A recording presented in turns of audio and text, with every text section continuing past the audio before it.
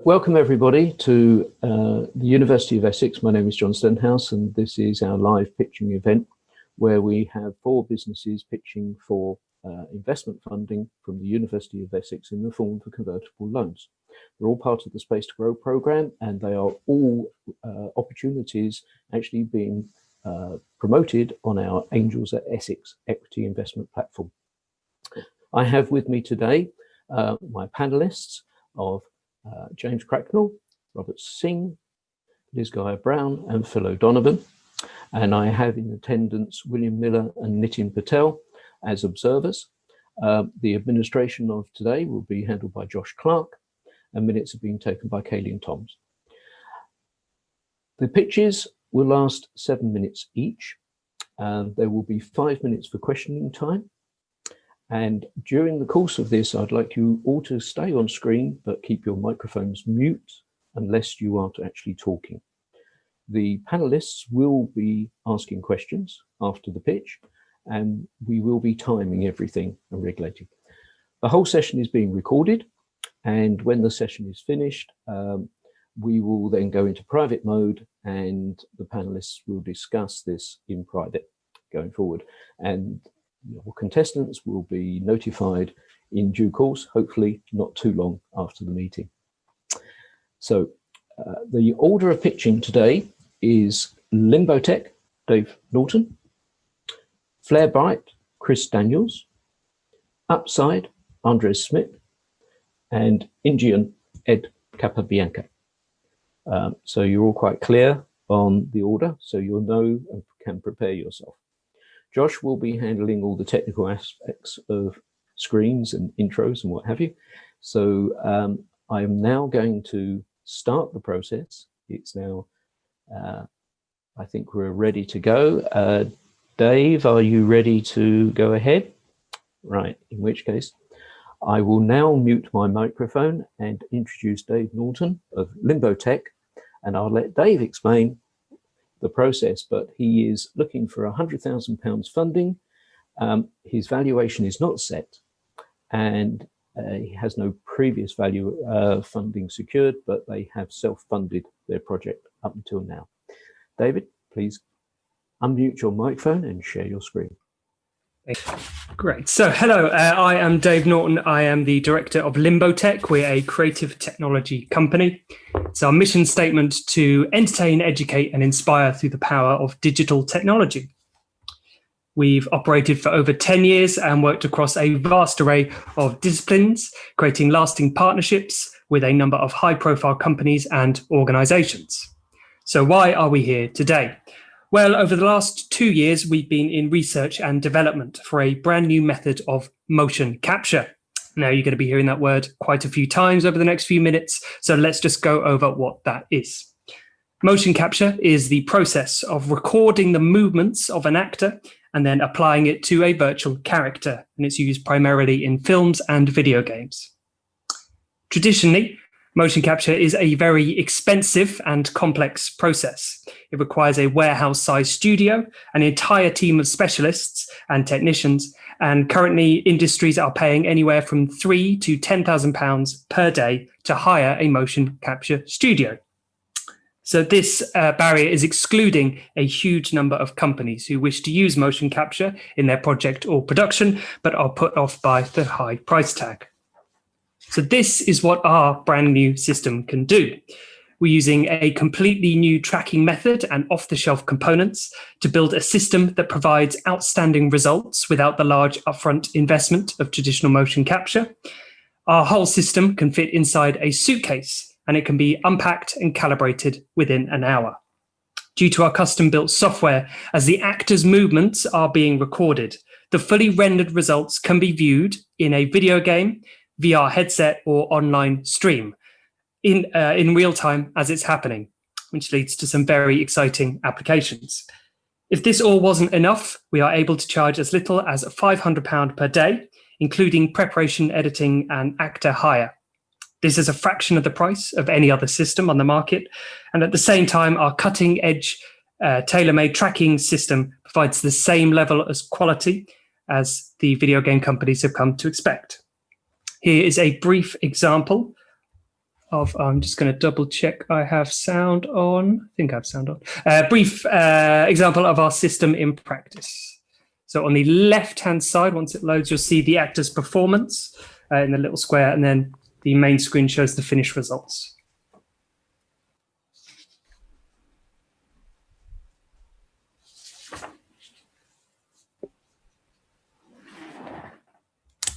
Farmer Boggis, Farmer Bunce, and Farmer Bean. One short, one fat, one lean.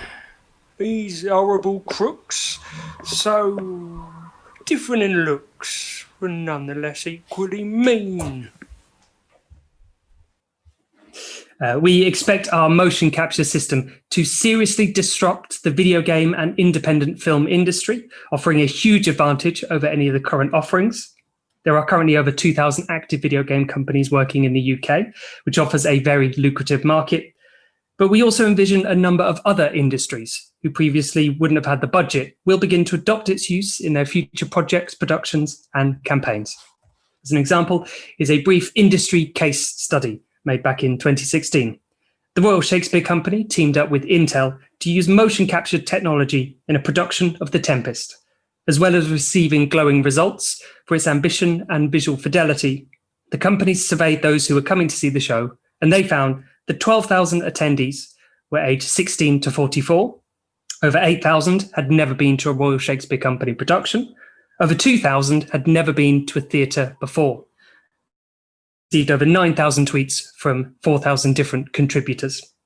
This was without a doubt bringing in a new, hard-to-reach young audience into the theatre and developing a lifelong love of theatre and live performance. So, how do we get there? How do we become the industry leaders in the latest generation of motion capture and pathfinders of exciting artistic innovations? We are looking for an investment of 70,000 for 22% equity. With this money, we intend to build a small team of specialists to lead us through the first year of trading, with an emphasis on engaging clients, networking with relevant industries, and seeking partnerships and funding opportunities. From a small teaser we released earlier this year, we've already been approached by 2 arts venues to potentially collaborate on a future project. We intend to begin offering motion capture services to video game developers and indie filmmakers as early as January. And over the year, we'll build up a client base, invest in improvements to the hardware, and by the end of the year, we hope to double up and invest in a second motion capture team to increase our potential output and reach. At the same time, we'll be approaching arts venues, theatres, and galleries for partnerships or collaboration opportunities to understand how our technology can augment the creative process and help to bring in new audiences for arts organisations. What makes us the best option? We have extensive experience of understanding and implementing the blend between art and technology. We have access to a vast network of engineers and artists that we built up over the years, and we're a small and agile company. So we find it easy to pivot and adapt to changing markets, setbacks, and provide a personal touch for our clients. Limbotech has an outstanding track record of ambitious ideas and delivering excellence. Let's have a very quick look at the UK market and our current competitors. We've identified 300 game companies within our accessible market who would benefit most from our product. There are only 10 motion capture studios in the UK, and the cheapest competitor is over 3 times more expensive than what we can offer. There are over 200 national portfolio arts organisations whose key aims are focused on working with technology and attracting new audiences, and we're already in discussions with a few of these. There are over 1,000 immersive specialist companies in the UK, generating £660 million in sales. And we believe a number of these companies would benefit hugely from adopting our capture system to provide awe-inspiring experiences for their audiences. We've mentioned a few there, but we're sure there are countless other applications for our system. A proportion of the investment will go towards research and development to define these applications and to design intellectual property which will offer bespoke solutions to the needs of these industries, which we feel is where the true value of this company lies. Thank you for taking the time to watch this presentation. I'm happy to answer any questions you may have. Thank you very much, David. Right on the nail there. I'm now going to ask the panelists, are there any questions? Hi, it's Phil. I have a question. The business model, I guess that is selling the suitcase. It's to provide, initially it will be to provide a service to companies who need motion capture.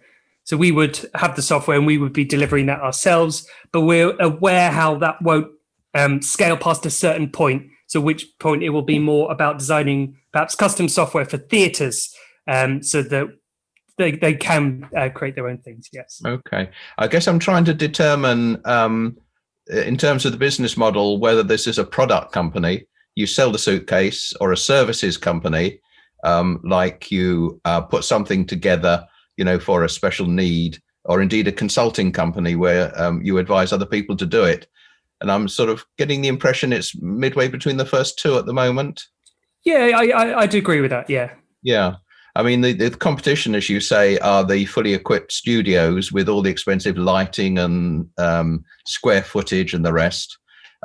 So if I guess you're going to compete with them, and you're, as you say, you're a game changer. If that suitcase product works, then lots of people, depending on the cost, of course, lots of people will buy it. But what you didn't say much about is the environment in which the suitcase would need to work. I mean, is that out in the fresh air with the sun, or is there still lots of expensive lighting needed? No, so we're not a sort of light-based, camera-based system. The technology is actually based off the tracking that's used in VR headsets. So you couldn't use it outside because direct sunlight can affect it. But we've tested any space that you have curtains. It's going to work. It's very reliable. Good question. Thank you. Any further questions?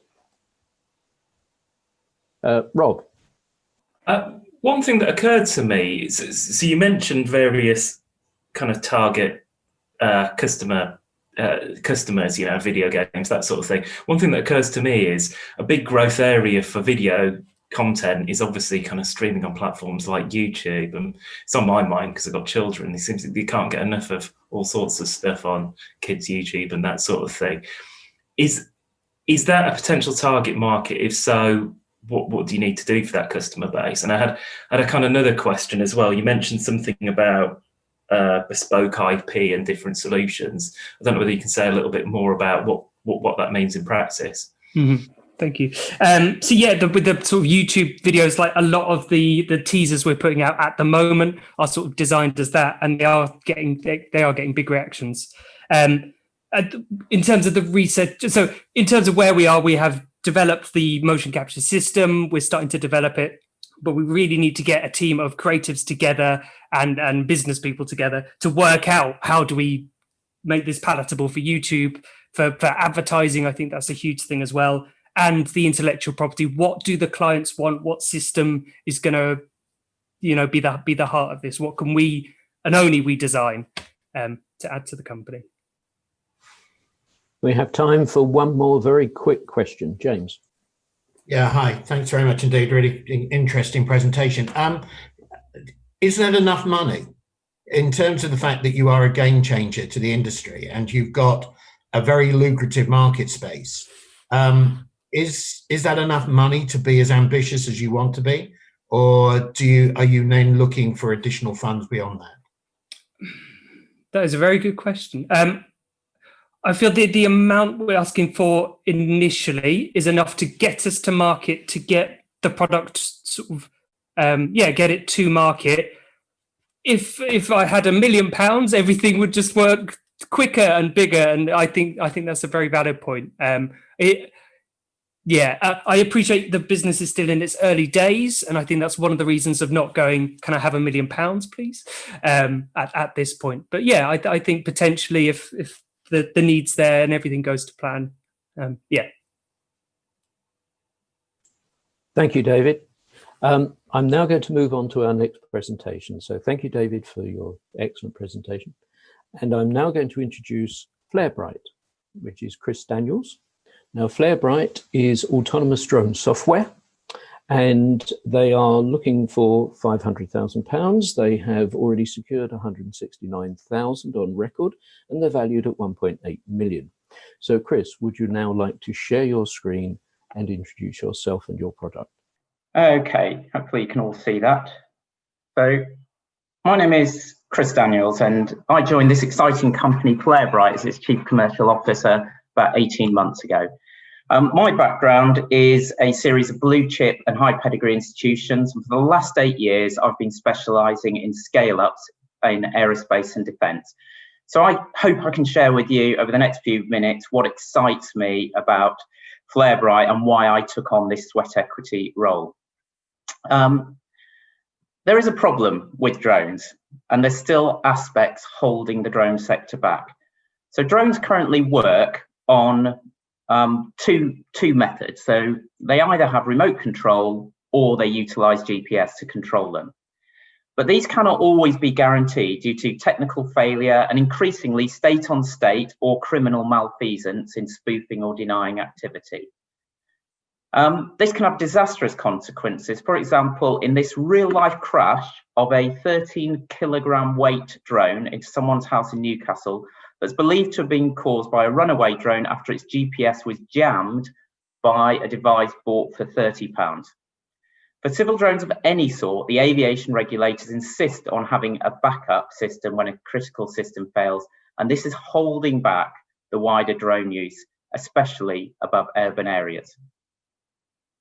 So Flarebright has developed what the industry is looking for: autonomous flight controlled from within the aircraft using inertial navigation and sophisticated flight control software. We don't rely on GPS or remote control. And the important point to emphasize is we're a software company, despite having one of these, and this is the actual size. The nano drone we've developed is a prototype to help test the flight control systems and software. So Flarebright has developed autonomous systems for 3 main product sets. So the first is a ground-launched, effectively high-tech boomerang, like the one I've just shown and described. And we've won a 226,000 Ministry of Defence contract for that. The Defence and Emergency Services are desperate for this technology, and the additional Innovate UK grant we've got helps de-risk it for a bunch of civilian uses in the future. Secondly, we've got an airdrop precision drone delivery from any sort of mothership. And I've just mocked up an Amazon drone delivery here. Again, we've received a 147,000 Innovate UK Future Flight project grant to precision drop a medicine or a vaccine to remote communities using slightly bigger version of this from a larger mothership of some sort. And finally, we're looking at to embed the software in all and any other drone.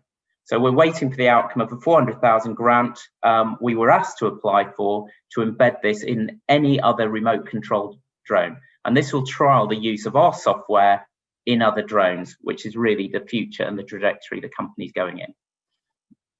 So our team have done this before. Our founders cut their teeth for 20 years in autonomous subsea robotics, again, where GPS doesn't reach and there are limited means of communication.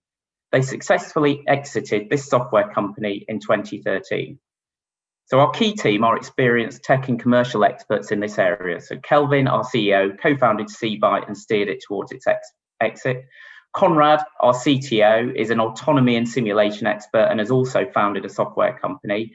And Dominic has come in to chair the company and represents the interests of our non-executive shareholders.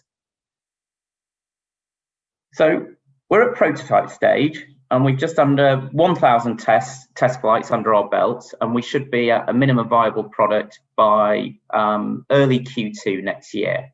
And we've had amazing customer traction. We were selected for the British Army's main innovation showcase this year, the Army Warfighting Experiment. We've also been selected for the UK government's Future Flight Phase 1 and Phase 2 programme.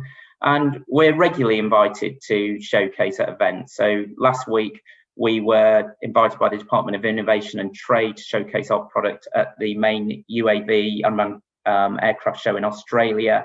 And also last week, we were one of 6 finalists out of 120 applicants in the LA Mobility Challenge competition. So our top technology is defendable with a patent pending, and we've got some more patents once we've raised equity to go through.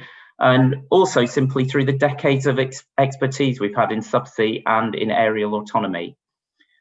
We've got letters of support from the head of drones of the UK's National Police Chiefs Council, the head of innovation of the Maritime and Coastal Agency, British Army's Land Warfare Centre, and the City of Amsterdam, to name a few. So in terms of our market, we've looked at proxy markets, and it's noteworthy that price point is not the issue here. It's capability that's key, which is standard in a growing industry. And whether you take Goldman Sachs' view that the drone market is $100 billion, or this particular more detailed study of the small UAV market that we fit in, we're in multiple drone market sectors, and we're possibly in all of them, and we have a total addressable market in the hundreds of millions of pounds. And the business is software based, as was mentioned in the introduction, and as such, it's inherently scalable and profitable.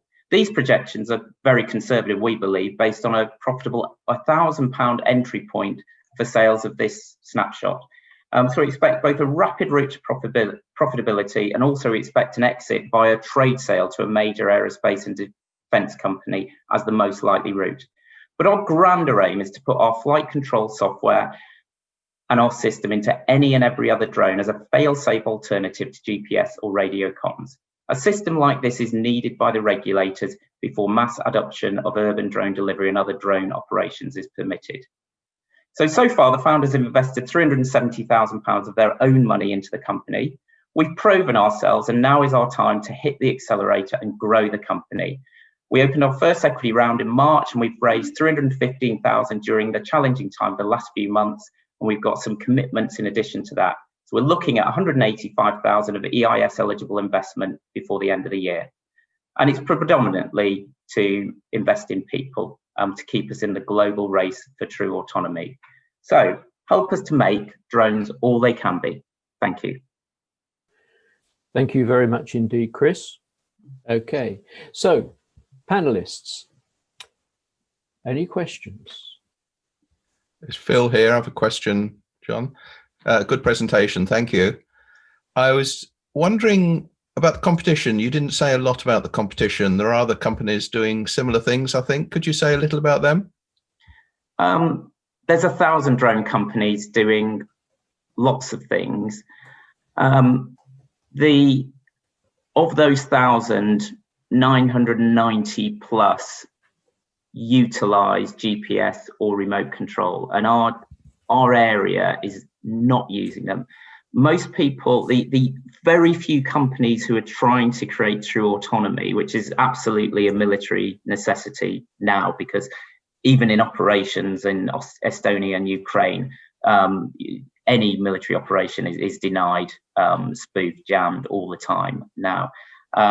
So the very few that are doing that are using some sort of visual cues to recognize what's going on, and the really kind of university spin out projects. So the technology isn't quite there yet, and you can imagine, you know, the sort of shades. Even if you look at my background, you know, the way the sun and the light play on this, it's very difficult to recognize exactly how far away that background is, and with snow, with different. But sorry to interrupt. You mentioned the 1,000 companies, but it's only the 1 or 2 who compete with you who are going to be the problem.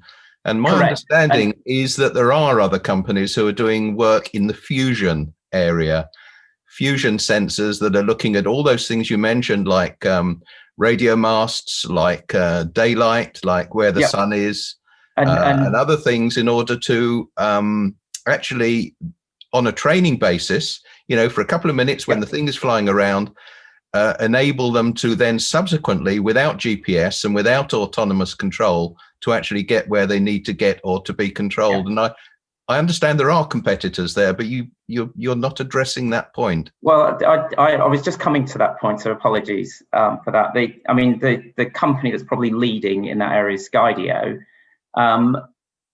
They have to train their drone on understanding, on visual understanding, just like autonomous cars are going through this process at the moment as well. And that process is difficult and will always have gaps in it. Whereas because we don't use visual cues, we use purely inertial navigation to control what we're doing. We're using a different technique, and we haven't seen anybody else use that same technique. And it's a difficult technique, and this is where, you know, we've developed it over 30 years from the subsea into the aerial autonomy. And our company, our CEO, has been looking at this in the drone space for 5 years now. So yes, there are competitors, but they're doing a different technique, and we're sort of building out from our area of expertise into a new area. And it may well be that our technique is very complementary, and what we're finding is we're getting a lot of other drone companies coming to us because we've got complementary technology. There's not going to be a single method or autonomy. So drones will still use GPS, drones will still use remote control, drones will use some sort of visual cues, but it's when all those fail, there's got to be another system, and we can complement those other systems. So does that sort of explain where I think the competition sits? We have time for just one more question. Is there any other questions at all? James. Yeah, just thanks very much indeed. Again, a really interesting one. From the point of view of your business model, how are you a sell? Are you a product company? Are you a service-based company? How are you actually driving these revenues? So our modeling, in terms of the actual graphs that you see on the financial models, are based on sales, because it's the one tangible that I can sort of grab a hold on, and it's based on a bottom-up, building up based on all of the traction and the market discussions we've had of selling these for £1,000, different variants of them. Where I think the true value is the service base, kind of delivering the software in some manner. I've not modeled that into our financial projections because I can't, because it's a moonshot, it's a bit of a whatever. And inherently, we're profitable enough without that, so I don't need to sort of squeeze that in. And that for me is pure upside for the business. So hopefully that kind of explains how I've done the modelling, but with a view that the sort of the non-modelled value is in the company and is potentially huge. Thank you very much indeed, Chris. We're now going to move on to our next presentation. I now wish to introduce Upside, our fintech company. Andres Smit will be presenting for this. Now, Upside, they're funding, they're seeking £750,000. They've already raised over 546,000, according to my records, and they're valued at just shy of 4.4 million. So would you like to share your screen, please, Andres, and introduce your opportunity? Excellent. Thank you, John. And good morning to everybody. So as John said, welcome to Upside. My name is Andres. I'm the CEO and founder. Along with my co-founders, we are a bunch of extremely stingy people that are really struggling with why people cannot save, to the point where we actually want to help them by making it effortless. I've spent my life in financial services. I come from a family of very educated people who are broke when they retire. I'm pretty sick of it. So all of our journey so far is we realize that we have to automate it for people. Just telling people to save or even giving them tools is not enough. It's easy to say, though, but where do we get the money in the first place to help them save? We've looked at many use cases. There are many inefficiencies in people's lives, financial inefficiencies, but the one that we've scoped as the biggest single opportunity to start with is loyalty schemes. It's confusing, it's inconvenient, it's fragmented. We talk about divers and dippers. There are only 10% of the population that really dive in and make sure that they get all the right value that they need. The rest of us sort of dip in and out of our lives and actually not accumulating much, missing a lot. At the same time, you know, the current solutions require you to click a link and complete it in session, get a promo code, do all sorts of things which are just absolutely rubbish and painful. And with the introduction of open banking, we saw the opportunity to let people plug in and sit back and watch the frictionless upside or cashback stream straight into their savings accounts. No codes, no vouchers. So what we've built is a marketplace where we're connecting consumers and retailers, and the value exchange is data for money, really. The way that works is with open banking, we get access to 36 months worth of data, back data, and therefore a very rich and wide understanding of where and what that consumers shop on, including profiles on competitors, which are new because of this data set, which have not been done before. In return, what we then allow retailers to do is to create near and gone one-to-one hyper-personalized cashback offers to the consumers. And imagine walking into your favorite brand, walking out, having done nothing with no cards or vouchers, and your phone pings and says, your brand you love has just invested into your savings account. Here is £1, £2, £10, whatever the case may be. And by our reckoning, with this model, we believe we can save consumers up to £1,250 a year on the average household income of £30,000. So life-altering money. So far, the proposition has tested very well. We've got a cohort of beta testers with a real live app in production, FCA signed off, and the compellingness have been tested extremely well. We had 71% of everybody we spoke to asking to be added to the app. We built an organic waiting list of 1,200 people. We've let the first 250 in, and we had to shut the doors quite quickly because there were more people that wanted to come in, and we really just wanted 250 to check. We're about a month away of going into the App Store as well. Engagement rates are fantastic. We've seen 81% of those users in the app already shopping at the partners that are listed and therefore getting their first upsides. Not just that, we've seen the average order value and the average spend value increase at those retailers. So it is working. We've proven statistically that people do shop more at shops where they get frictionless cashback. That's been extremely helpful and allowed us. We kicked off in July with our business development efforts. We've already we have 82 large national retailers, as you can see, already in our pipeline. We've already closed 5, and fingers crossed there's another 2 which are looking really warm this week to close. We're really differentiating against the other options these retailers have. Affiliate marketing, customers hate it because you've got links to click and promo codes. Card linking, the retailers hate it because they get no data and they can't target customers. Digital marketing, everybody feels they're just giving money away to Facebook and Google for clicks and impressions, not for sales. And then upside, because we're using open banking and we can see the real transactions, the real sales, it's testing extremely preferable with the retailers. So right now in the market, there's about 6.5 million people in the UK that are actively participating in cashback, and they get £5.1 billion a year for that activity. We really want to expand that. We really feel that it's not good enough that only 10% of the population benefit from this. We want to automate it and grow the market. The route to market, though, is because we want to make it so frictionless, we want to find people where they already are. So our strategy is B2B2C. We want to plug in upside to where customers already are today inside their banking apps. What that does is it also means that any of the fintech apps that we have today, the neobanks, the traditional banks and so forth, are not competitors with their rewards or perks. Actually, we want to be the fintech platform that enables that for them, that makes those rewards and perks 1, higher adoption, 2, more sticky for their own customers, and 3, run at a lower cost because the merchants fund the offers. It's not the banks that need to do loss leaders.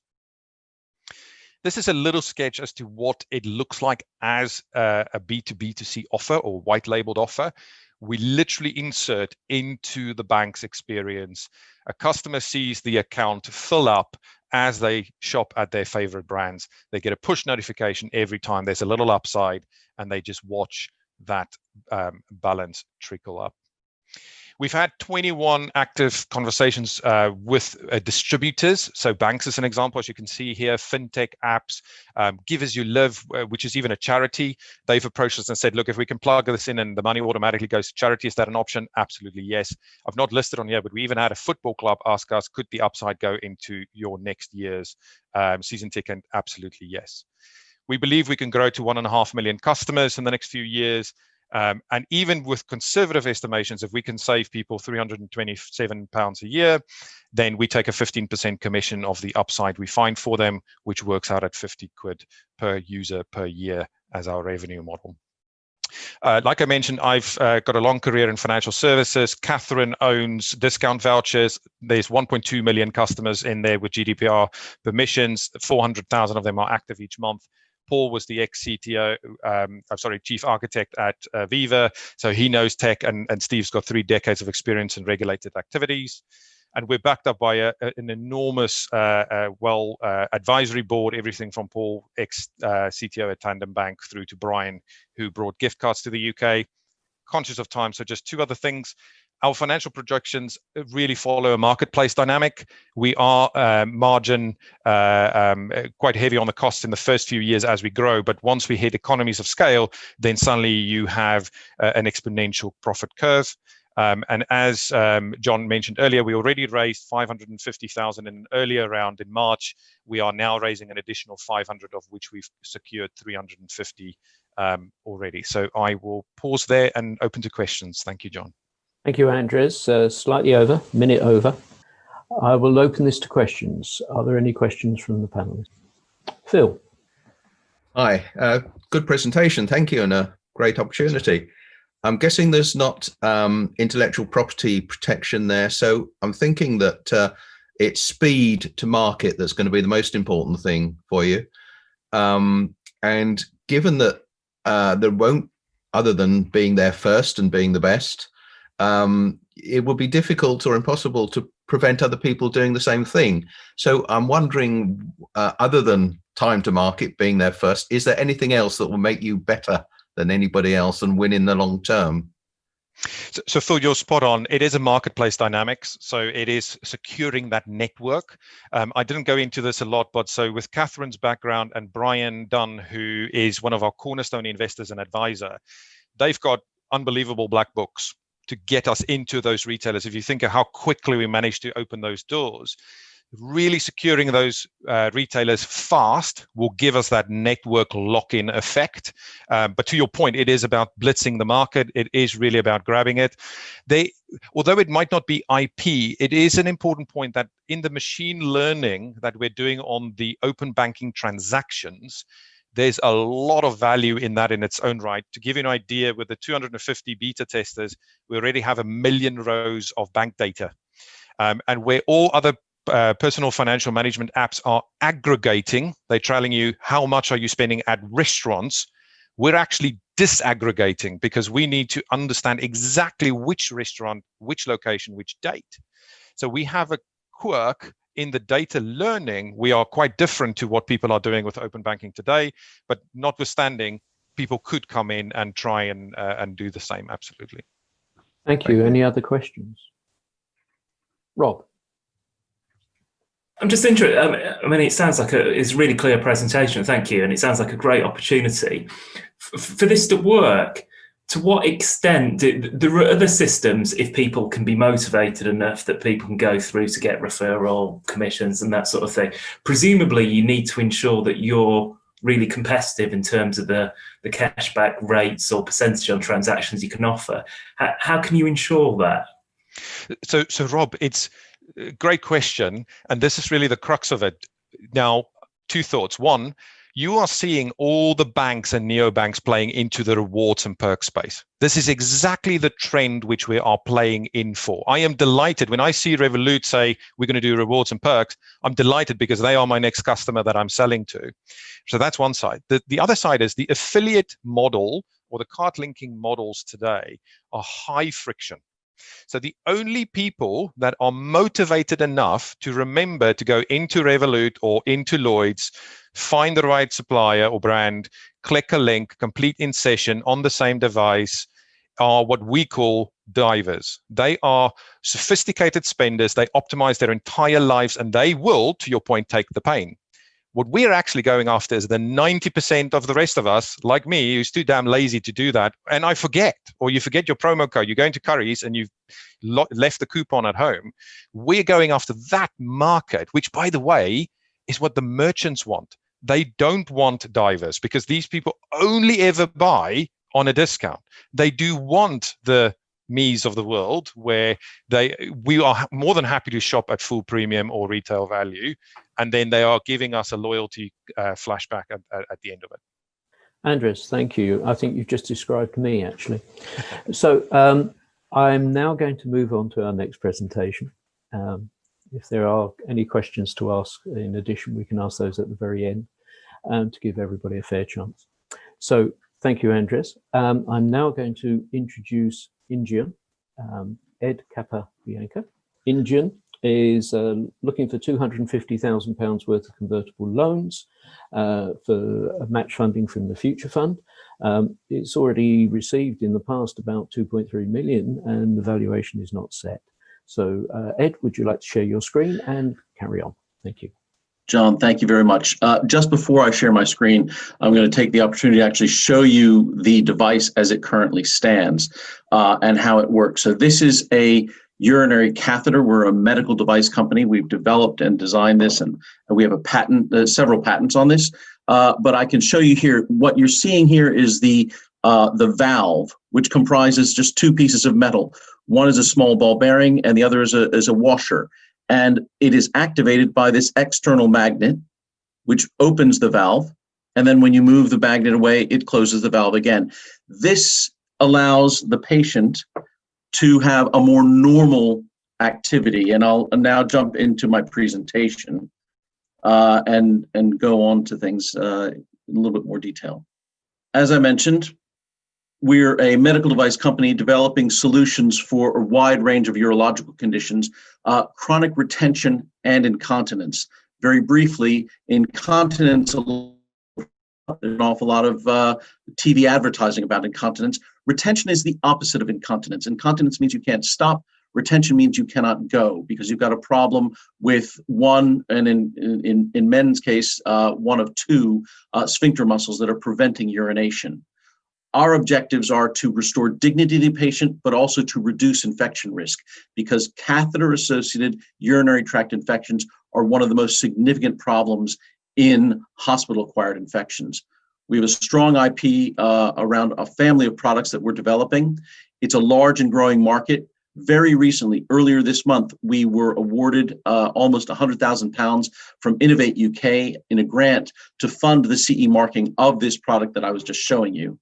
And we're currently raising the first part in the form of convertible loans of a larger funding round that will allow us to move all the way to commercialization and profitability. We are actually growing our experience and presence here in this market. I was invited to become CEO of the company just a year ago now. And because of that, we've been growing our presence in the East Anglia market. We recently have started working with a group called Urology, who's a private urologist who works at the Ipswich Hospital, and applied for a second grant to Innovate UK. And in that, we got a letter of support from the SNF, the East Suffolk and North Essex Foundation Trust. We already have been working with our contract manufacturer, which is a company based near Malden called Europlaz. I mentioned the grant. We're also a member of an industry association called the International Continence Society, and we're pretty active in trying to attend conferences. This actually in January, we'll be attending virtually the JP Morgan Healthcare Conference. So the current, there are 200 million people who suffer from bladder control problems, both incontinence and retention.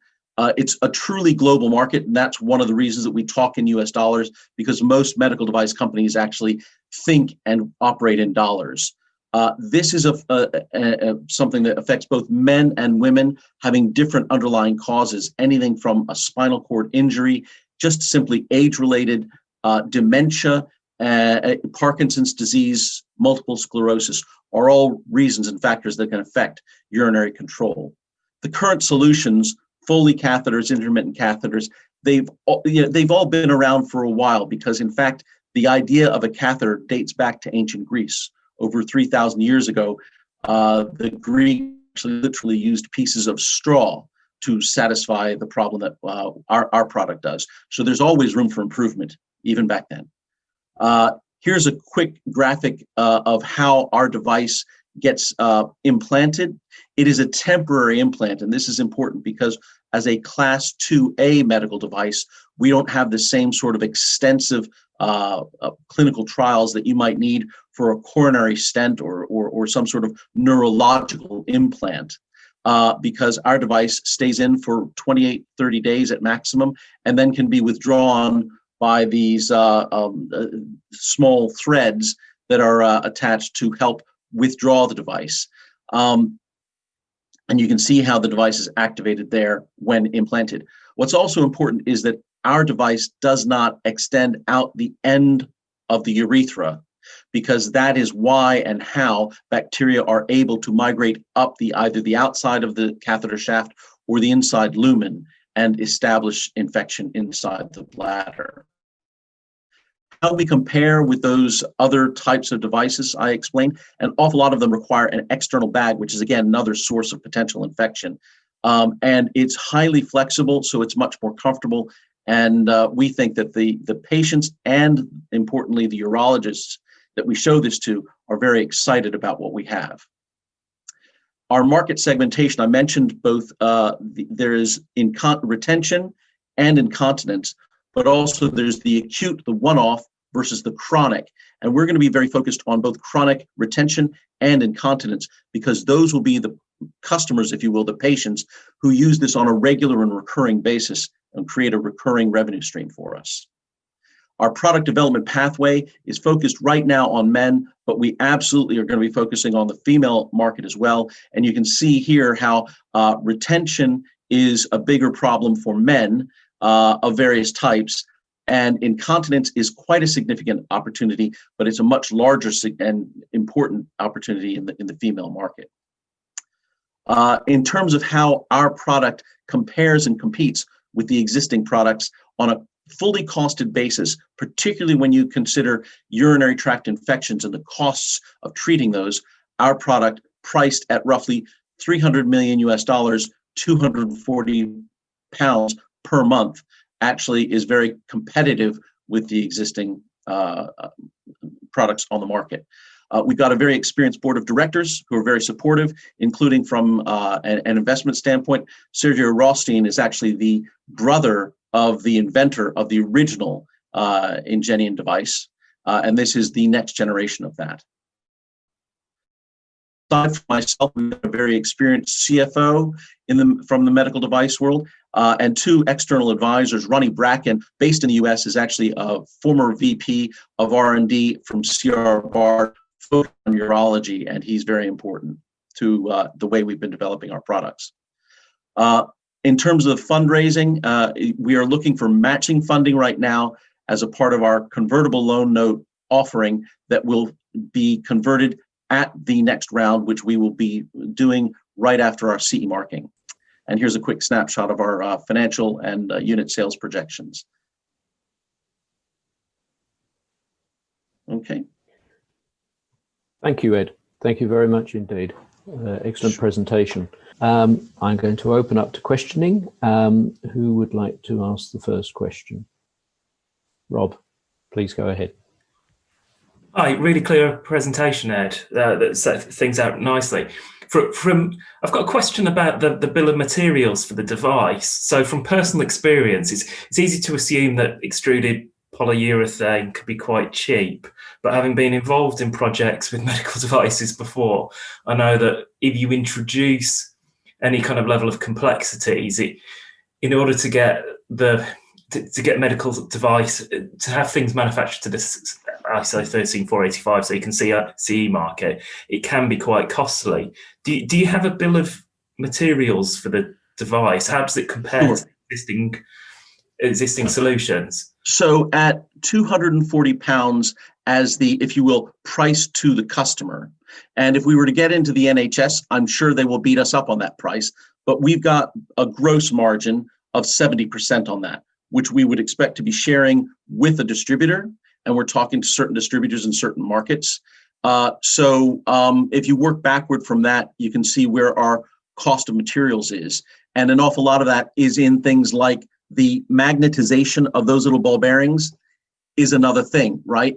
But ultimately, we know that we're a small company, and that's working with contract manufacturers like Europlas. What we're confident about is that if and when we were to be sold to a large company like C.R. Bard, which is now part of Becton Dickinson, or Teleflex, or B. Braun in Germany, they would be able to take a significant amount of cost out of that product and reduce the price even further and make it more competitive into the market. But at these prices, we think that we have a compelling benefit to the customer, i.e. the patient, and when compared with the cost of treating urinary tract infections on a fully costed basis, the NHS and other national health systems will see the value there. Thanks. Thank you, Ed. Thank you, Ed. Any other questions for Ed? James, would you like to? Just a quickie. In terms of gaining the patients or customers, in terms of acquisition, what's your kind of strategy around that? Great question, James. So yes, we have an interesting sort of market dynamic here in that ultimately the patient has to be interested and willing to take the product. The way they will do that, and the ultimate gating item there, is convincing the urologists. And so that is exactly where we're focused. And that's why earlier this year, we became members of the International Continence Society. It's finding those sorts of networks to be able to get in. We've also got, we haven't formalized our scientific advisory board, but George Yardy from Suffolk Urology will almost certainly be on that board. We've got a urologist in Germany who's also happens to not only be a urologist, but an expert in urinary tract infections and antibiotic resistance. Gaining those sorts of people and those voices is going to help us convince other urologists to trial this with their patients. That said, just on Friday, I had a call with a guy who himself has had a kidney transplant, is catheterized with a Foley catheter on a permanent basis, is desperate to find a solution. He heard about us from one of our shareholders, and having had that conversation with him, he's now talking to his urologist this week and saying, I want him to talk to you so he can prescribe this for me. So, it does pull in a couple of different directions. Thank you, Ed. Now we're out of time for questions on each one, but I'm now going to open it for any of the panelists to ask any supplementary questions of any of the contestants. Phil, I think you wanted to ask a question. Well, just a question on Ingenion. I think you mentioned an advisor, Mr. Rothschild, who had worked on an earlier Ingenion product. What's the linkage there? So Sergio Rothstein, he is actually today our most significant shareholder. He's a wealthy investor, and the whole ethos of how this company came about is that it happens to be his brother-in-law, a guy named Phil Davis, who went to MIT, went on a hiking trip years ago and fell down a cliff and became a paraplegic. He was catheterizing himself 5-6 times a day because he had a form of chronic retention. And then he found that very dehumanizing, inconvenient, painful, and remembered, wait a minute, he went to MIT. He was an engineer. He literally designed the first generation device, which managed to get CE marked. However, one of the big differences is that is what the valve used to be, is a big hunk of metal. It actually comprises 5 different pieces of metal that all have to get put together.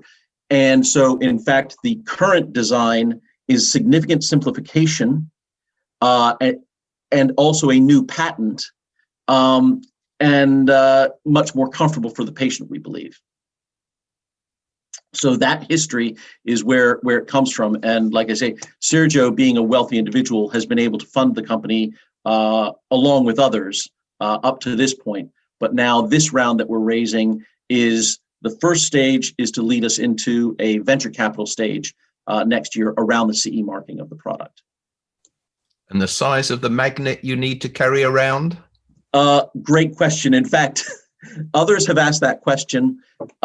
if you lose this, and it is a big hunky thing that you keep nowhere near your phone. In fact, here's a, we've all been to these sorts of conferences, and there's a little magnet thing on the back of this. And although this probably wouldn't be strong enough when implanted, but you can see that, in fact, I can actually move it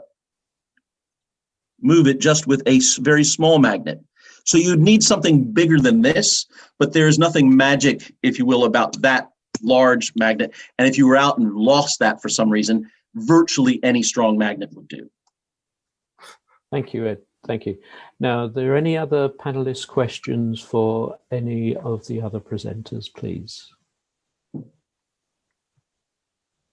James. Yeah, hi. This one's just really quickly for Andreas. I probably missed it, but clearly the biggest market leader in the cashback market, as far as I'm aware, is Top Cashback in the UK. So how do you kind of get to that particular level? They've got 5,000 retailers and 15 million, whatever it is, customers. So ultimately, they've got a huge market presence now. What's your edge to actually convince people to switch? Yeah, James, it's really the, like I mentioned in the question to Rob, it's about the target segment and it's the friction in the journey. So on Top Cashback, if you, for instance, want to buy something from Currys, you want to buy a new laptop, then you have to, 1, remember, 2, go to Top Cashback, 3, register if you haven't done that before, 4, get a code or click a link, depending on whether you want to buy online or offline. And then if you're offline, then you've got to print that voucher, take it with you. Remember to show it at the point of sale when everybody behind you is looking and frowning at you and swearing at you. And then it takes anywhere between 6 and 9 months for the cashback to hit your Top Cashback account. The reason for that is the refund periods, right? So Top Cashback have a lot of manual processes with the retailers where the retailers have got to confirm after the expiry date that says, okay, you know what, we didn't see a refund for this customer, you can release the money. Extremely painful. The opposite of that journey, cashback through Upside, we see the Currys transaction on your bank account, right?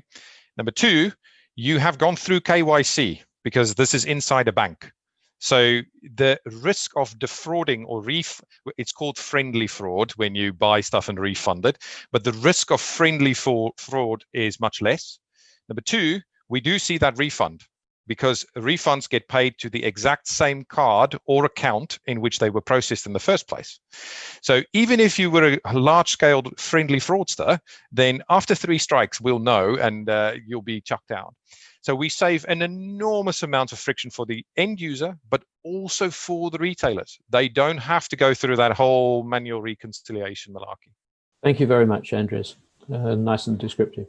Well, that ends our pitching fest today. I'm going to thank our contestants, Dave Norden, Chris Daniels, Andreas Smith, and Ed Capabianca for the excellent presentations. You did yourself proud today. Thank you. And it's by no means fault of your own. Okay. So I'm now going to ask you to leave, and you will be notified in due course. And I would ask the panelists and observers to stay whilst we deliberate and decide what we're going to do next. So thank you once again. You will be notified quite soon. And please be sure to use our services again. Thank you. Thank you very much. Thanks very much. Thank you very much, everyone.